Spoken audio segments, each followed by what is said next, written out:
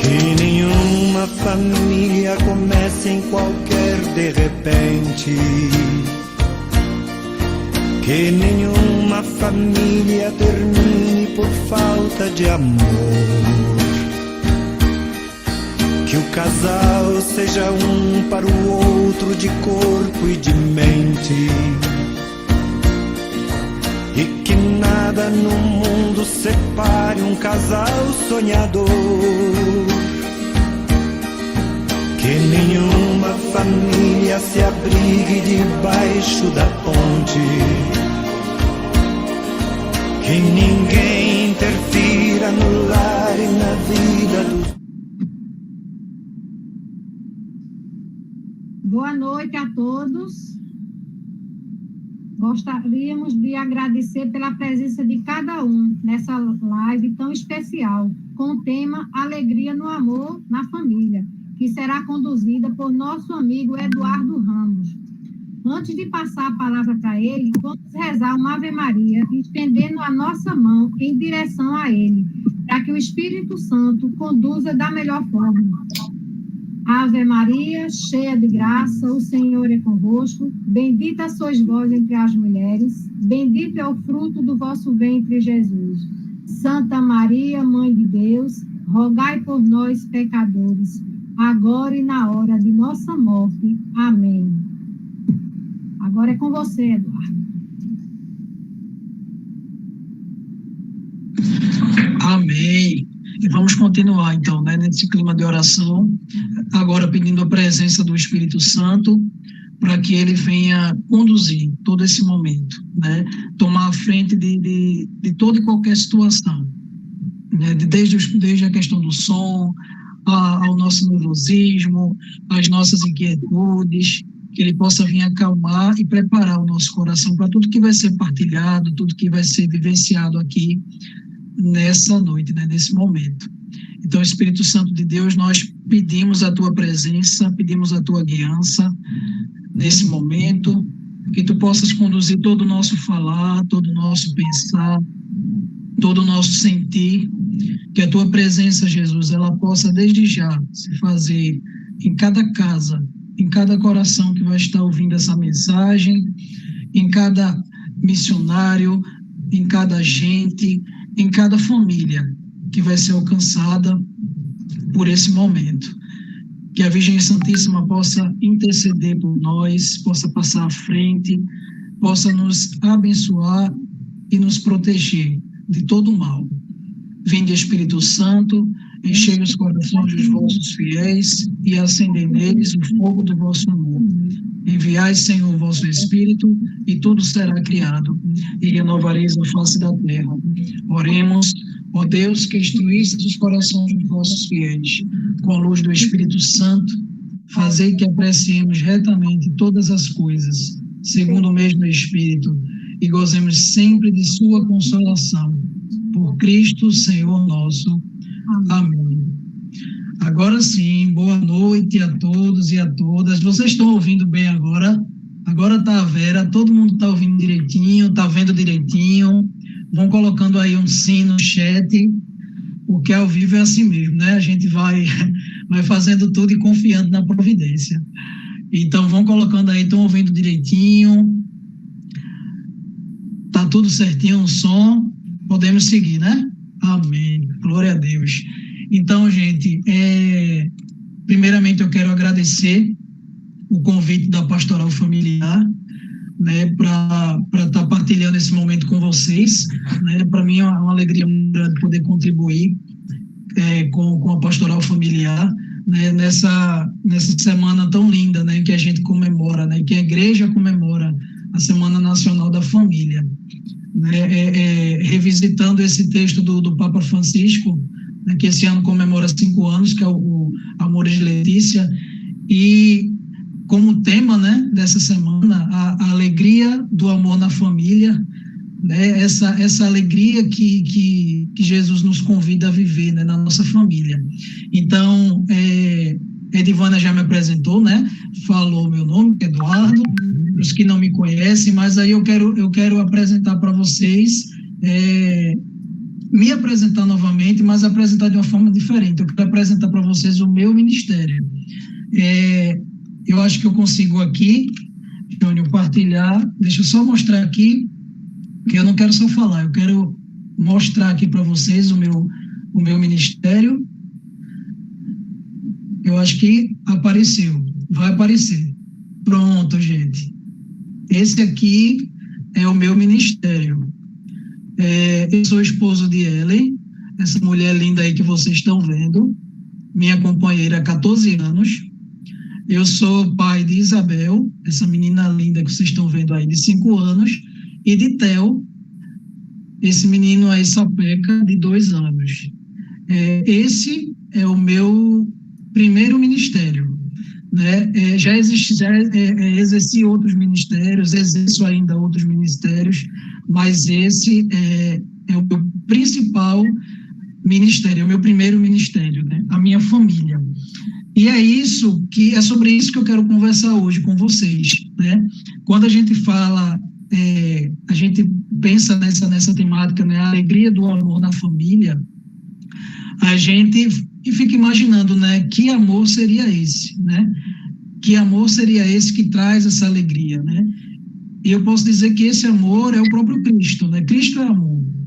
Então, a alegria do amor na família é o mesmo que a gente dizer que é a alegria de ter Cristo na nossa família, né? E a gente vê a nossa família, precisa ver a nossa família, né, como esse lugar de missão, né? A nossa família é um lugar de missão.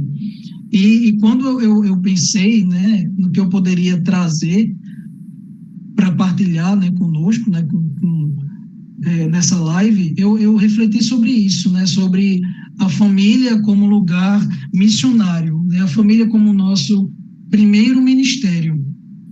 E aí eu queria, antes de continuar, eu queria só mostrar aqui, na verdade, apresentar e ler também um texto que está lá no livro de 1 Timóteo, capítulo 5, versículo 8. Eu acredito que vocês estejam visualizando aí.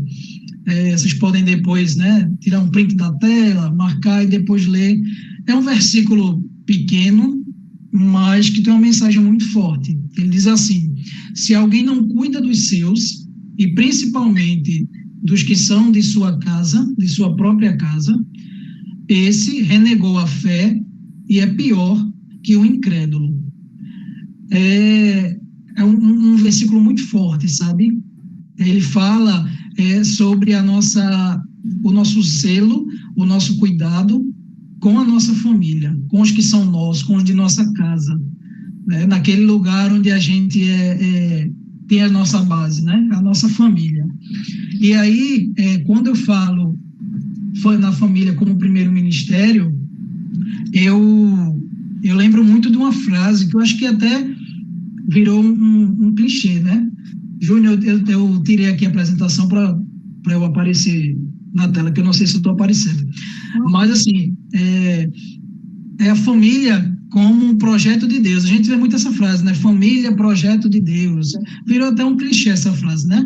Minha família, projeto de Deus. E a gente repete muito isso, a gente vê muito essa frase por aí estampada e postada. E aí eu fico me perguntando se a gente tem refletido sobre a importância dessa frase, se a gente tem, de fato, vivido isso. O que é que a gente tem feito com esse projeto de Deus, né? É muito fácil a gente falar, né? A nossa família é um projeto de Deus. Beleza. Mas o que é que eu tenho feito com esse projeto de Deus? Projeto é uma coisa muito séria, né? E de Deus é mais sério ainda. O que é que a gente tem feito com esse projeto que Deus nos confiou, que é a nossa família? E aí, gente, um dado muito triste que eu vejo hoje é o retrato que a gente tem da nossa sociedade, né? Se a gente observa o retrato da nossa sociedade, a fotografia dela hoje, a gente vê um contexto de famílias muito desestruturadas, famílias muito doentes, espiritualmente falando, né? Famílias muito desestruturadas, né? E isso reflete na sociedade que a gente tem hoje, né? Na juventude que a gente tem hoje, né? Nas crianças, nos adultos que a gente tem hoje na nossa sociedade. Isso é reflexo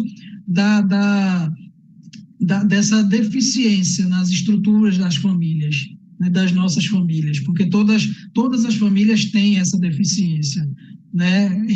Cada um no seu contexto, mas todos nós temos, né? E aí eu lembro daquela expressão, família de margarina, né?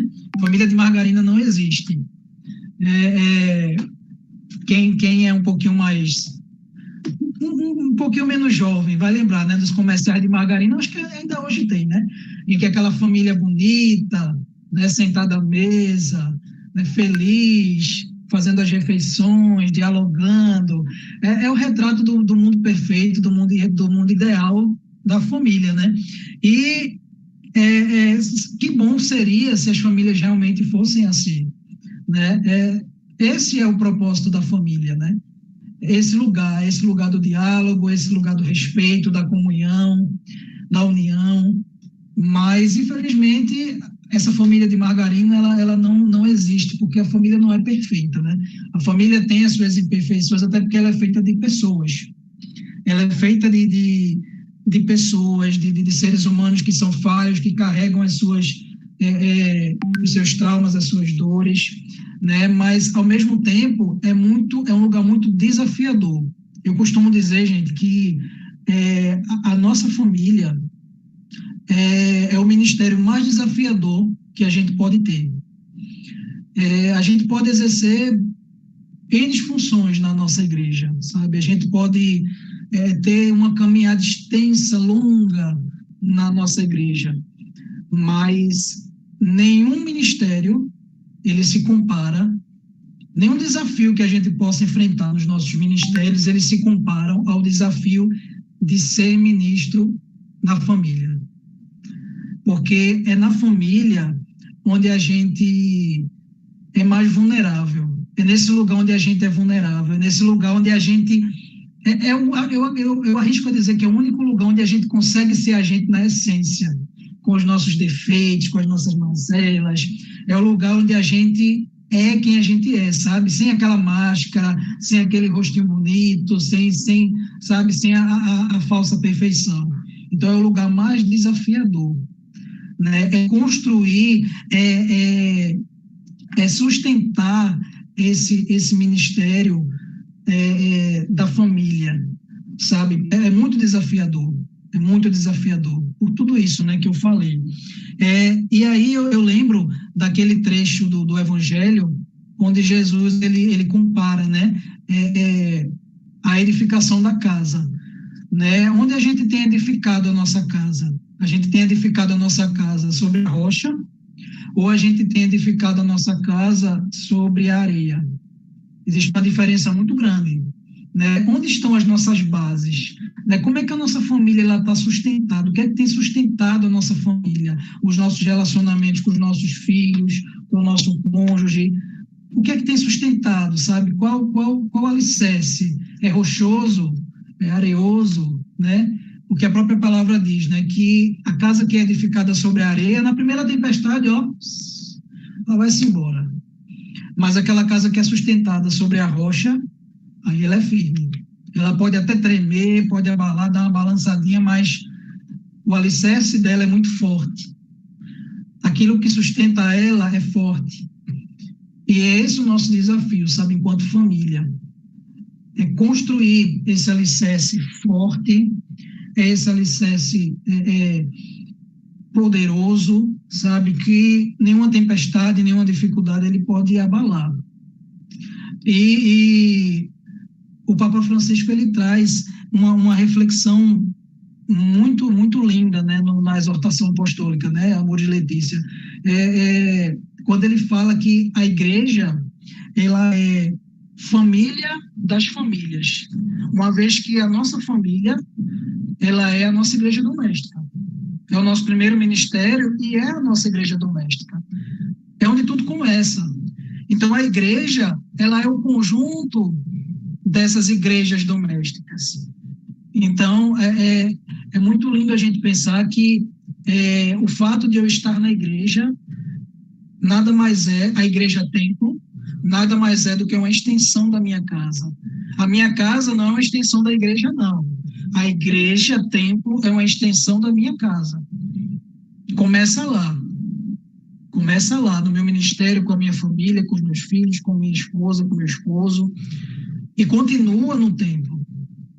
E continua, e isso reflete no meu serviço enquanto agente de alguma pastoral, de algum movimento, de algum serviço.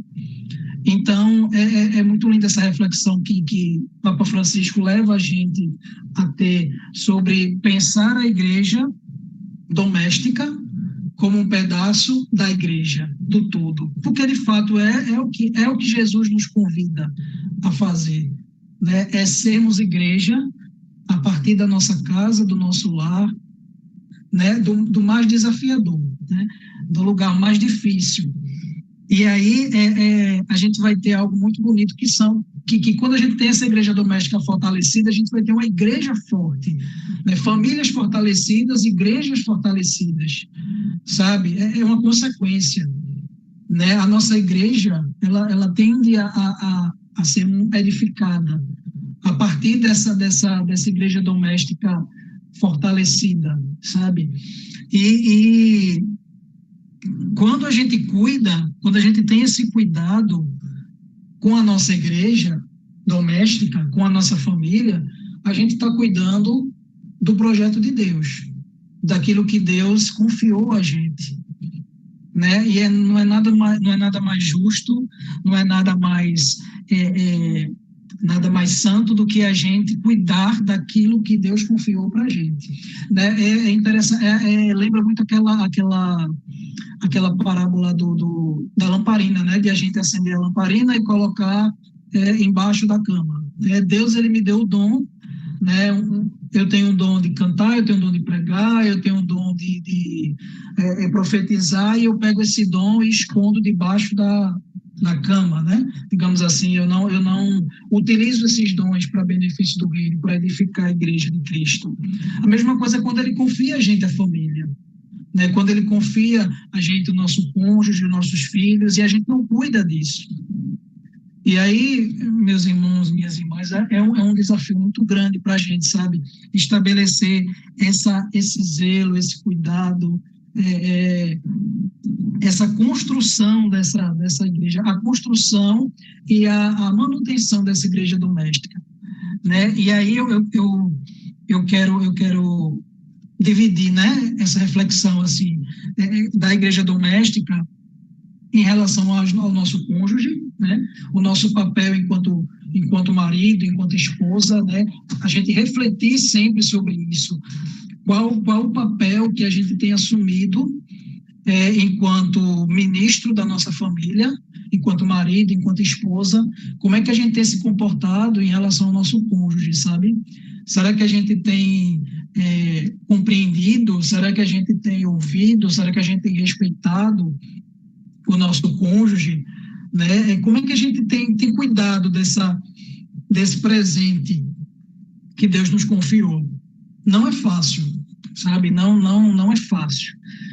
Quem é casado, quem tem, né, já vive essa experiência do matrimônio, sabe que não é fácil você dividir a sua vida com outra pessoa, com uma personalidade diferente da sua, com defeitos, né? E já é difícil a gente lidar com os nossos defeitos, imagina lidar com o defeito do outro. Mas é o desafio do matrimônio, sabe? É amar, respeitar, compreender. Foi isso que a gente prometeu lá diante do altar. E é esse o nosso desafio diário, né? Com o nosso cônjuge, né? E aí não esse ministério, o Ministério da Família, ele é meu, mas ele não é só meu. Ele também, eu partilho ele com o meu cônjuge. Ele também é responsável para que esse ministério dê certo, sabe? Não é via de mão única, é via de mão dupla, né?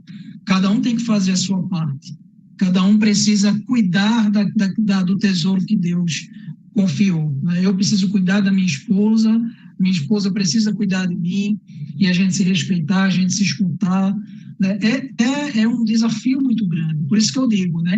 Eu insisto em dizer que o nosso ministério, A nossa igreja doméstica é o lugar mais difícil de a gente exercer o nosso cristianismo. É o lugar mais difícil, é a nossa casa. Porque é onde a gente lidar com os nossos defeitos, com o que há de pior na gente, né? Com os nossos defeitos, os nossos traumas, as nossas limitações, né? É muito desafiador, né? E, ao mesmo tempo, é muito gratificante poder saber que a gente pode contar com ferramentas, digamos assim, né? Cristo, ele deixou para a gente a sua palavra, ele deixou a oração para que a gente pudesse nos fortalecer nessa caminhada. Assim como a gente precisa se fortalecer na nossa caminhada pastoral, né, comunitária, né, na nossa comunidade, a gente também precisa se fortalecer na nossa casa.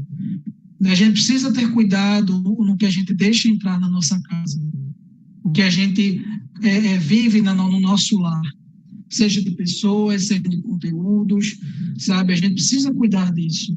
A gente precisa cuidar da espiritualidade do nosso lar. A dinâmica, né, do dia a dia, muitas vezes, ela é a nossa inimiga, né? Ela é o nosso algoz. Ela, muitas vezes, impede que a gente se mantenha firme nesse propósito, sabe? De estar vigilante, de estar naquela vida, sabe, de oração, de partilha, de fazer da nossa casa um lugar realmente santo, um lugar de oração, um lugar onde a gente pode contar com a presença de Deus a todo instante, né? Porque a gente sabe que o dia a dia é muito complicado, é trabalho, é a fazer doméstico, é menino, sabe? É toda uma realidade que muitas vezes bate de frente com essa nossa necessidade de alimentar essa espiritualidade. Então, é algo que a gente precisa cuidar e zelar, sabe? E o nosso cônjuge, ele precisa ser o nosso suporte, precisa ser o nosso sustento, digamos assim, né? E junto com o cônjuge, a gente também cuidar e zelar pela relação que a gente constrói com os nossos filhos, né? Porque os nossos filhos são a nossa herança, né? É a herança que o Senhor nos confiou.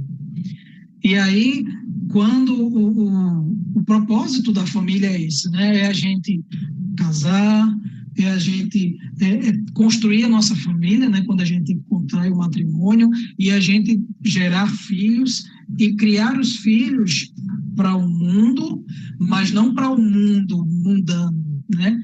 A gente precisa preparar nossos filhos para a vida, mas uma vida com Deus, né? A diferença de criar filhos para o mundo e de criar filhos para um mundo com Deus é diferente, porque tem gente que usa muitas expressões, eu crio meus filhos para Deus.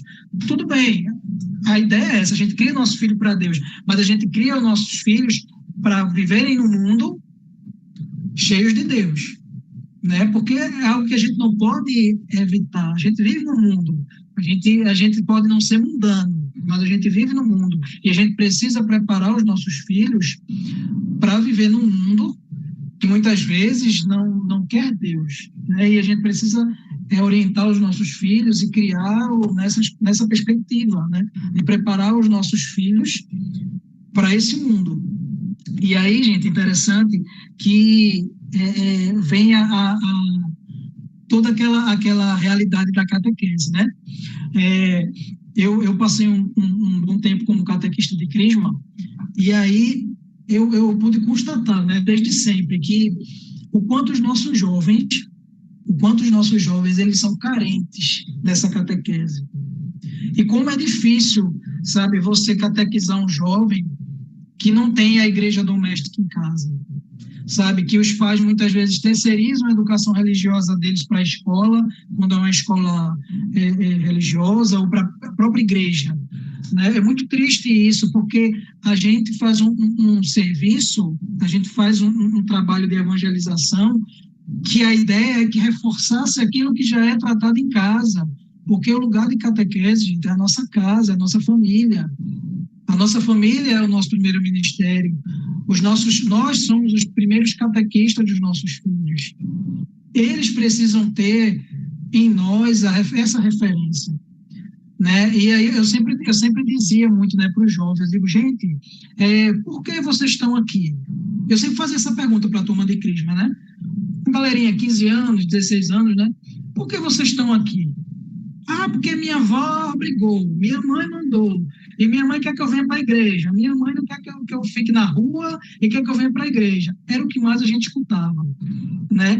Eram raros os jovens que a gente escutava assim, ah, não, a minha mãe faz parte da pastoral tal, do movimento tal, do serviço tal, minha mãe é daqui da paróquia, aí a gente, ela me perguntou se eu queria fazer crisma, aí eu entrei na catequese. Eram raros os jovens. A maioria saíam da catequese, da primeira Eucaristia, passava aqueles 4 ou 5 anos fora da igreja, mal vinham a missa, e aí, quando completavam 15 anos, entravam na catequese de crisma, zerados.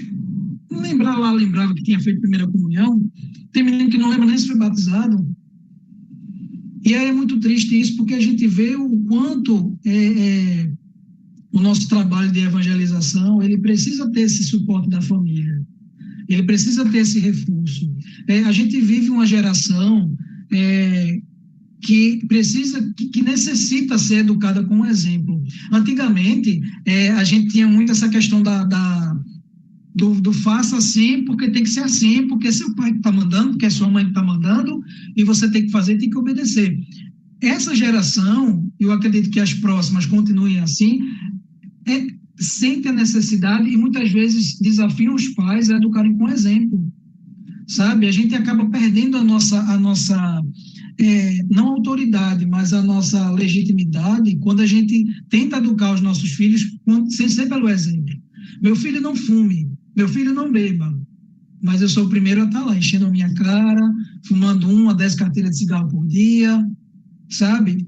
E essa juventude, ela necessita, essa geração, ela necessita ser educada com exemplo. E aí eu sempre repeti isso para os meninos, eu digo, gente, quando os pais de vocês mandarem vocês vir para a missa, peguem na mão dele e digam, venha comigo, vá comigo, porque não é justo que a gente queira obrigar os nossos filhos a ir para a igreja se a gente não vai com eles, né? Existe tem a questão da autoridade, claro, mas a gente, enquanto pais, enquanto catequistas, a gente tem que ter a consciência de que a gente precisa dar o exemplo. A gente precisa fazer com que os nossos filhos vejam em nós, se espelhem em nós. Tenham a gente enquanto exemplo. Né? A minha menina, né, Isabel, tem 5 anos. É uma pré-adolescente. Isabel é uma figura. E aí, tem dias que ela... Tem vezes que ela não quer ir para a missa. Não vou para a missa, faz escândalo, não sei o quê. Você vai para a missa. Ah, mas eu não gosto. Ah, demora demais. Você vai para a missa. E aí muitos podem pensar assim, ah, mas você vai obrigar a sua filha a ir para a igreja. Enquanto ela for pequena, enquanto ela estiver sob a minha autoridade, enquanto eu for responsável pela instrução dela, eu for responsável por ela vai sim para a igreja. Ela vai para a missa, mesmo sem entender nada, ela vai, mesmo que chegue lá, ela durma, como algumas vezes acontece, ela durma, mas ela vai. Eu obrigo, digamos assim, aí ela vai porque é responsabilidade minha enquanto pai, é responsabilidade da minha esposa enquanto mãe, de a gente encaminhar os nossos filhos, sabe, mostrar a eles qual o caminho, qual a direção. Agora, quando eles ficarem adultos, eles vão fazer as escolhas dele. Isso é natural, né? E é algo que a gente, enquanto pais, precisa ter essa consciência de que a gente não cria os nossos filhos, pessoal, para atender as nossas expectativas. A gente não cria filho para ser aquilo que a gente quer. É ilusão a gente pensar dessa forma. A gente precisa, sim, fazer a nossa parte, educar, orientar, instruir. E quando eles crescem, eles se tornam responsáveis por eles mesmos, eles vão fazer as escolhas dele, nem sempre são aquelas que a gente quer, ou que a gente concorda. E aí eu sempre tento, né? Não é fácil, claro, né? Quem diz que é fácil, eu não concordo, não é fácil. Quem tem filho sabe como é difícil educar, né? E não é só educar de forma religiosa, não é educar, não só catequizar, mas é educar mesmo, a educação de uma forma ampla. É difícil.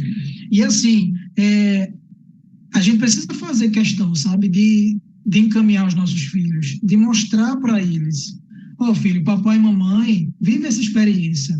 A gente faz parte de uma igreja, a gente caminha de forma pastoral, a gente fazer com que os nossos filhos cresçam vendo o nosso exemplo. E aí não é a questão de a gente obrigar por obrigar. Não é obrigar porque eu quero que meu filho seja católico. Não, esse é o nosso desejo, claro. Até a gente instrui nossos filhos para isso, mas a gente precisa ter a consciência de que a gente precisa encaminhar os nossos filhos dentro dos princípios que a gente também caminha. E aí, mais uma vez, quando eles crescerem, forem donos, né, das suas vidas, eles vão fazer as escolhas dele. Mas é muito importante que a gente tenha essa consciência, sabe, enquanto família, de caminhar junto, de sustentar essa espiritualidade, porque da mesma forma que a nossa casa, ela é um lugar sagrado, ela é um lugar onde a presença de Deus precisa ser constante, ela é um lugar muito atacado. A nossa família é um alvo muito fácil para o inimigo, sabe, para as coisas ruins desse mundo. A nossa família é alvo muito fácil, porque, como eu disse, é onde as nossas fraquezas elas estão mais afloradas. Então, assim, o inimigo sabe as nossas fraquezas, e a nossa família é um lugar perfeito para isso. Então, a gente precisa estar vigilante, precisa estar cuidando da nossa família, do nosso lar, precisa estar fazendo com que ele esteja sempre sob a rocha, né? Precisa estar sustentado, né, nessa rocha. E aí cuidar da nossa família como ministério mesmo, sabe? É missão. A nossa família é missão. E aí eu sempre gosto de fazer essa observação, que é algo que a gente enquanto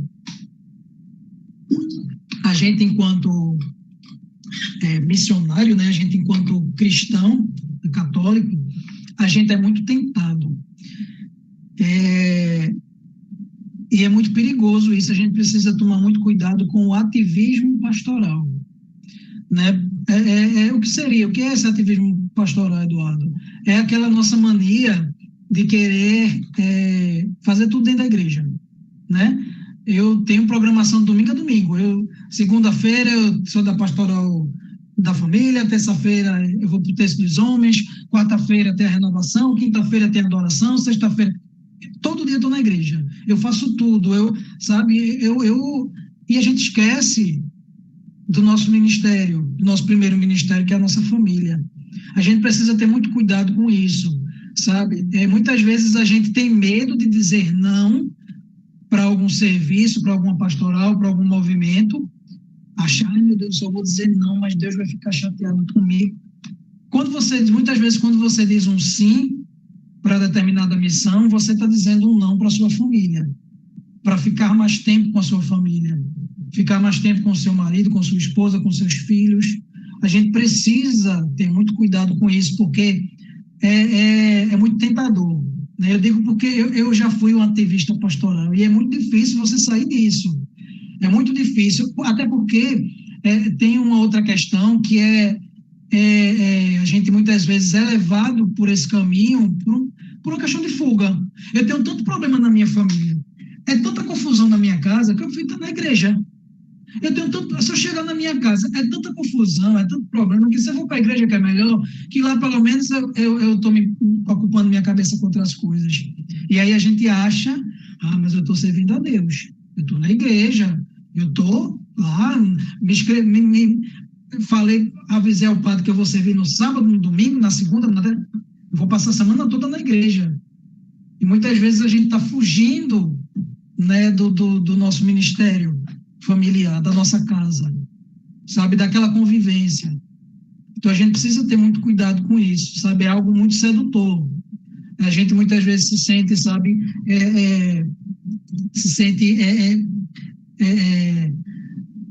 tentado a dar vários sims. Eu sempre quero dizer, eu tenho medo de dizer não. Eu conheço gente que tinha muito medo de dizer não. Só cuidado, que às vezes um não é necessário. Um não é uma bênção. Tem sim que é uma maldição. Tem sim que a gente dá que é uma maldição. Pode ser uma maldição para a nossa família, porque muitas vezes você vai se doar, se comprometer numa pastoral, num serviço, num movimento, e você está negligenciando a sua família. O seu filho que não desfruta da sua presença, sabe? O seu esposo que não desfruta da sua presença, a sua esposa, a gente precisa ter cuidado, sabe? E conciliar bem isso, né? Porque a nossa família, gente, é um lugar sagrado, né? Eu reforço isso, sabe? E existe um versículo que é conhecido de todos nós, né?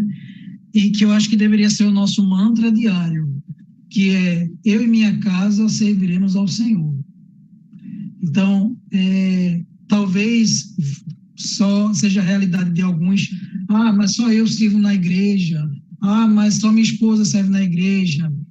E eu costumo dizer que tudo tem seu tempo, as pessoas elas têm o seu despertar, elas têm a sua identificação. Muitas vezes tem esposa que não se identifica com nenhum ministério da igreja, mas ela se identifica profundamente com o ministério da família.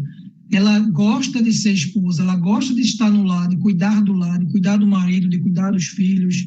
E a mesma coisa pode acontecer com o marido também. Ele não se identifica com o serviço pastoral, mas ele está ali presente, ele apoia a mulher, ele apoia os filhos, ele leva para a igreja, ele participa. E é uma forma dele estar envolvido também, sabe? Ele pode não estar como um agente pastoral, mas ele está como um ministro da sua família. Ele não deixa de servir por conta disso, né? Às vezes ele não coloca a mão na massa lá na pastoral, mas ele dá o suporte àquele agente. Ele é o suporte daquela esposa, ele é o suporte ele é o suporte do esposo. Então, assim, a gente precisa zelar muito pela nossa família, por esse projeto lindo que Deus confiou para a gente, sabe? Os nossos filhos, o nosso cônjuge. E aí eu repito, né? Eu gosto de ser repetitivo nisso. É um desafio, gente. Não é fácil. Não é fácil. Quer dizer que é fácil de que é mentira. Não é fácil. Mas nós temos o lindo exemplo da Sagrada Família de Nazaré. Cada um do seu jeitinho, cada um com sua missão, né? Eles nos inspiram a seguir adiante e a acreditar que é possível. É uma busca constante, né? A gente vai lidar com os nossos defeitos, com as nossas limitações, com o defeito do outro, com a limitação do outro, mas é uma busca constante, né? E o conhecimento da palavra de Deus, né? A oração, ela vai nos fortalecer, ela vai nos encorajar. Como diz a leitura, né? Aquele versículo que a gente fez. A gente tem um conhecimento da palavra e a gente sabe que precisa cuidar. Quando a gente não cuida, não zela, sabendo o que precisa fazer, a gente está agindo pior do que aquele que é incrédulo, que não crê.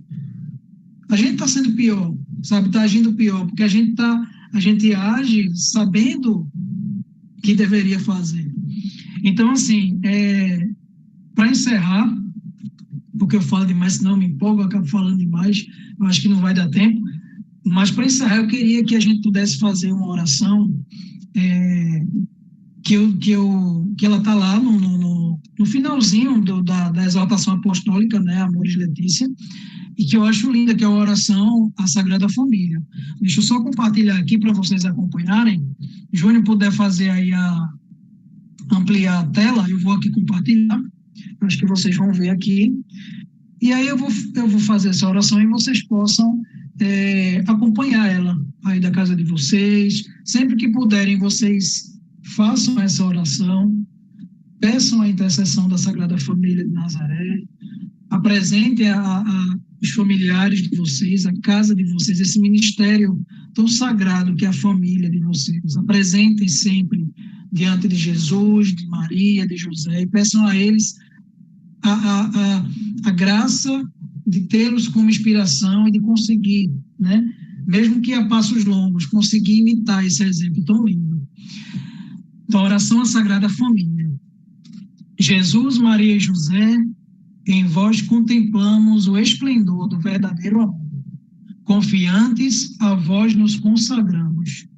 Sagrada Família de Nazaré, tornai também as nossas famílias lugares de comunhão e cenáculos de oração, autênticas escolas do Evangelho e pequenas igrejas domésticas. Sagrada Família de Nazaré, que nunca mais haja nas famílias episódios de violência, de fechamento e divisão. E quem tiver sido ferido ou escandalizado, seja rapidamente consolado e curado. Sagrada Família de Nazaré, fazei que todos nos tornemos conscientes do caráter sagrado e inviolável da família, da sua beleza no projeto de Deus. Jesus, Maria e José, ouvi-nos e acolhei a nossa súplica. Amém. Ave Maria, cheia de graças, o Senhor é convosco. Bendita sois vós entre as mulheres, bendito é o fruto do vosso ventre, Jesus. Santa Maria, Mãe de Deus, rogai por nós, pecadores, agora e na hora de nossa morte. Amém. Glória ao Pai, ao Filho e ao Espírito Santo, como era no princípio, agora e sempre. Amém. Estivemos reunidos em nome do Pai, do Filho e do Espírito Santo. Amém. Mais uma vez, gratidão a cada um, né, que esteve presente nessa live, nesse momento. Gratidão à Pastoral da Família pelo convite, né? Eu confessei para eles o quanto eu fico nervoso quando eu sou convidado para fazer esse momento, porque eu me organizo todinho, eu planejo tudo, eu escrevo tudo, mas na hora eu não consigo fazer nada do que eu planejei. Eu toda vez digo, Senhor, eu me organizo tanto, mas na hora não sai nada como eu planejei, mas é tudo como Ele quer, né? Então, mais uma vez, gente, muito obrigado, viu? Pastoral Edivânia, Adeildo, em nome de vocês eu agradeço a todo o pastoral, viu? Nós é que agradecemos, Eduardo, a pastoral familiar, né, em nome de toda a pastoral. Ficamos muito felizes com a sua, né, a gente convidou e você aceitou. Muito obrigada mesmo, viu? Deus abençoe você e a sua família. Foi linda, foi perfeito. Você arrasou. Né? Disse que estava nervoso, mas não pareceu. Não pareceu nervoso, não. Cadê o resto do pessoal? Alguém mais tem algo para falar? Correu todo mundo, foi?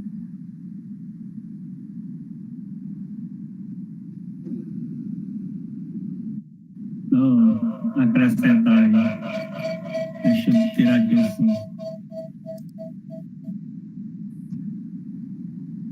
Vocês estão ouvindo? Sim.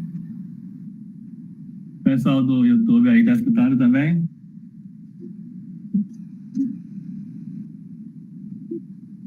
Quem está no YouTube aí, dá um sim se estiver ouvindo, por favor.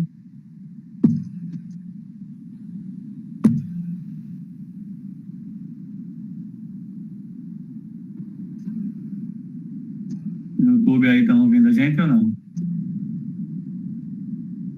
Vou ver aqui, vou ver.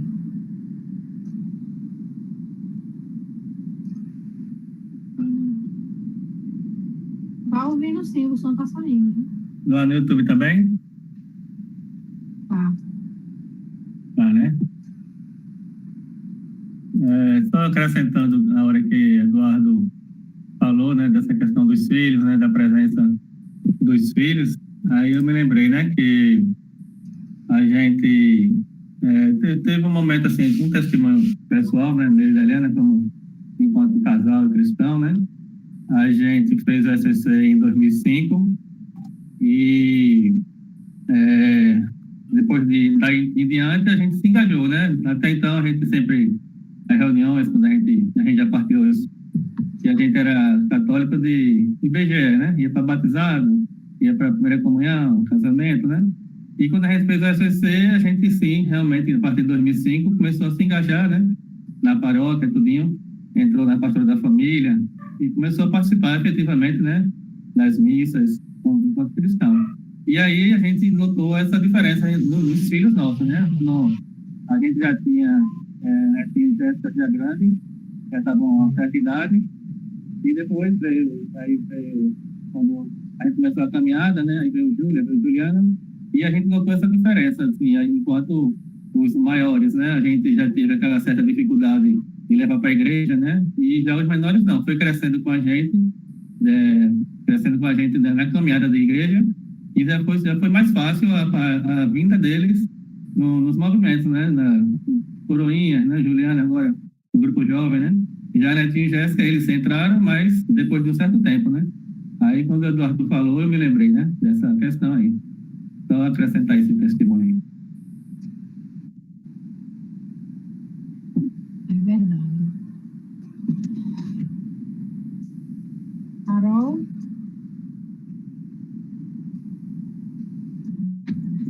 Oi. Você tem algo para falar? Agradecer só a Duda pela disponibilidade, né? A todos que participaram da live. Acredito que foi uma live muito, muito produtiva para todos. Eu, particularmente, gosto muito de Duda, né? Ele tem o dom do Espírito Santo que, meu Deus do céu. Então, agradecer a todo mundo, né? E um pouquinho dessa relação também, né? Da questão da família, da igreja, né? Eu tenho um pouquinho também disso, né? A gente, assim feito o Júnior, né? Fez o ECC, quer dizer, eu já participava do grupo jovem e tal, mas aí afastei um pouquinho, depois voltei, fiz ECC, né? Tivemos nossos filhos e Mateus agora, né? Acho que a maioria das pessoas sabem essa vontade de Mateus, né? De participar, diz até querer ser padre, né? Então, assim, agora está na pastoral do Coroinha, né? Então, assim, para a gente, pai, é muito gratificante, né, ver, né, o crescimento. Não é uma coisa que a gente force, né, é uma coisa dele mesmo. Então, a gente fica muito feliz, né? E como o Duda disse, né, a gente, como eles pequenos, a gente leva, né? A gente meio que obriga, né, a levar tudinho. Mas o que a gente mais pede é que eles permaneçam nesse caminho, né? Que seja feita sempre a vontade de Deus na vida deles. E é esse o meu pensamento de Tiago, né? Em relação à caminhada dele e futuramente de Alice, né? Talvez, vamos ver. Mas é mais isso, agradecer mesmo a todos pela presença, a Duda pela bela palestrinha que ele fez aí, que estava nervoso, mas foi ótimo, perfeito. Só isso mesmo. Maravilhoso. Eu também. Eu comecei me engajei depois do ECC, né? Depois do ECC eu não saí mais, né? Eu tinha muita vontade que Gabriela, ela servisse também, né? Como coroinha. Ela, quando começou, logo depois veio a pandemia. Ela é uma menina muito tímida, então isso dificulta um pouco, porque ela tem vergonha de estar lá em cima, no altar. Aí agora ela vai voltar, aos pouquinhos, sábado, se Deus quiser, ela vai voltar. Aí está ainda meio receosa, mas hoje ela já experimentou a UPA para ver se dava, mas se Deus quiser, o Espírito Santo vai conduzir e ela vai estar bem. Eu falo bem assim. A timidez dela, né? Ela vai se acalmar, porque ela fica nervosa, né? Vai dar tudo certo, em nome de Jesus. Porque aí eu acho muito bonito uma família servir a Jesus. E assim, acho que era até um sonho meu, né? Como eu tô, né? Eu já sirvo, né? A Deildo também. Eu queria muito que ela fosse. E ela está indo no caminho, né? Ela desde que ela estava na minha barriga, e eu já frequentava. Não era de nenhuma pastoral, de nenhum grupo.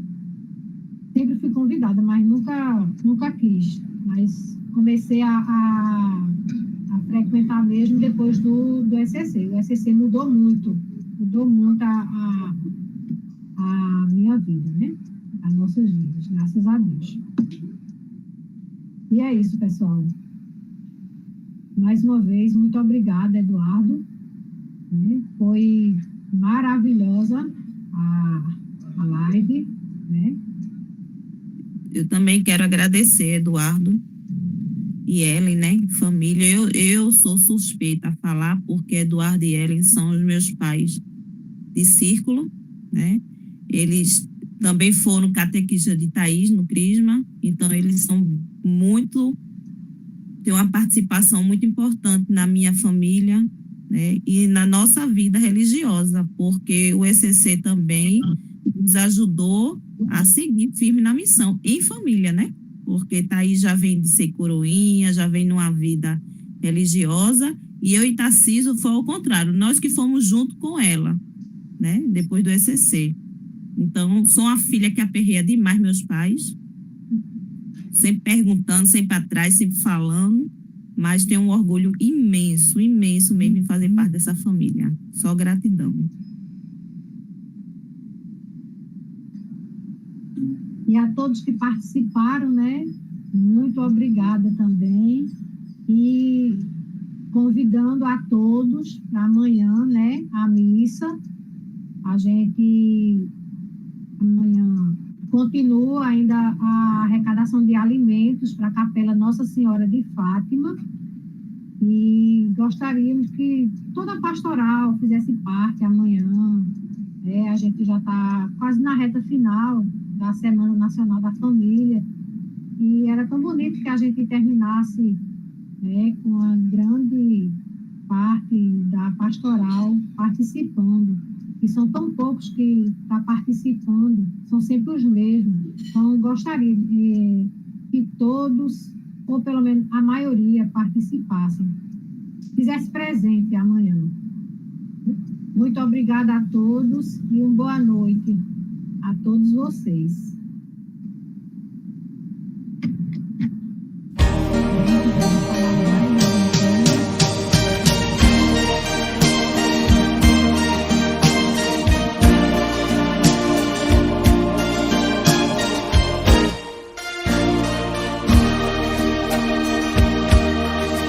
Que nenhuma família comece em qualquer de repente. Que nenhuma família termine por falta de amor. Que o casal seja um para o outro de corpo e de mente. E que nada no mundo separe um casal sonhador. Que nenhuma família se abrigue debaixo da ponte. Que ninguém interfira no lar e na vida dos dois. Que ninguém os obrigue a viver sem nenhum horizonte. Que eles vivam do ontem no hoje em função de um depois.